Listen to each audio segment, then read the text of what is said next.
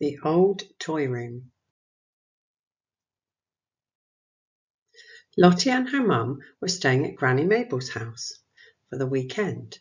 Lottie was excited because she had never slept over before and there were so many rooms to explore. She headed upstairs to find her bedroom. As she walked down the hall, Lottie spotted a wooden door with a small rocking horse carved into it. I wonder what's in here, she thought. The dusty door creaked as Lottie pushed it open. She gazed in shock as she emerged into a noisy, bustling train station. Everyone was heading towards the carriages and climbing aboard.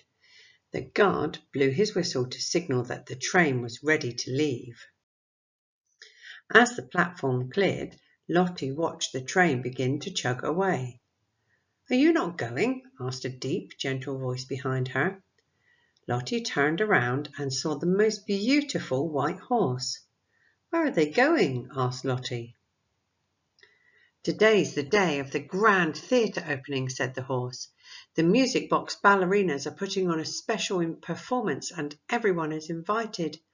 "Oh no, I've missed the train now," said Lottie sadly. "Perhaps I could help," offered the horse kindly. "I have a very special job to do for the grand opening, but there is plenty of time for me to drop you off first." He bowed his head, inviting Lottie to climb onto his back. "Thank you," grinned Lottie as she clambered into the saddle. "I'm Lottie, by the way." "My name is Chester," said the horse, "and I would be honoured to take you." Lottie and Chester chattered and laughed as they galloped through the fields towards the theatre. Suddenly Lottie paused. "Look, it's the train," she said. "Why has it stopped?" "Let's go and take a closer look," said Chester. The train had come to a halt and one of the passengers had stepped out of their carriages. "Is everything okay?" called Chester as they approached. "The bridge has collapsed onto the track," replied the train driver. "If we don't get these blocks moved soon, we'll all miss the grand opening." Chester stopped and Lottie climbed down. "We can fix this if we work as a team," she said confidently. "Does anyone have any rope?" "We could use these ribbons," said a doll. "I can lift the blocks," said the tin robot. "We can help," called a group of toy soldiers. "Us too," agreed the bears.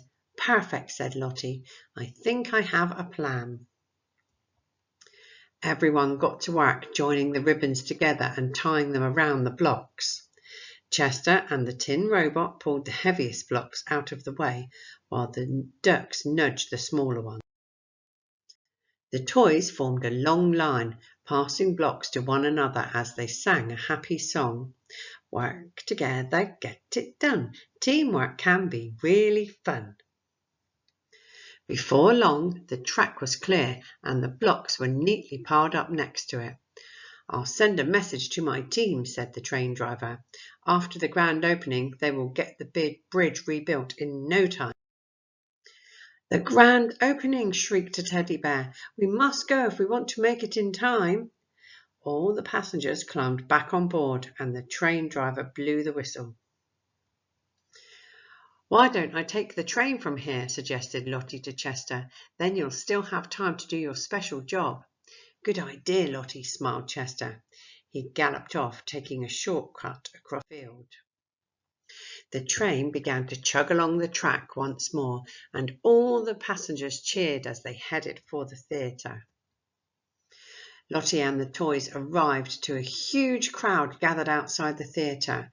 There was a red ribbon across the door, and everyone was buzzing with excitement. A trumpet played, and everyone fell silent.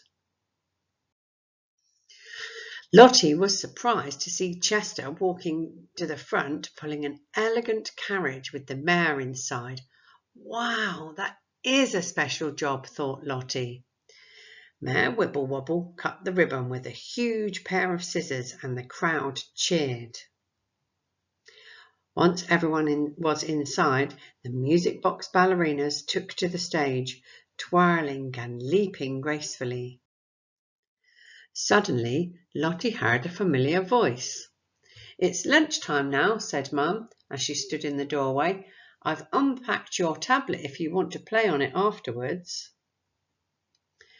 "Can I just come back in here instead, please?" asked Lottie. "Of course. I used to love going on adventures with Chester too," smiled Mum with a wink. The end.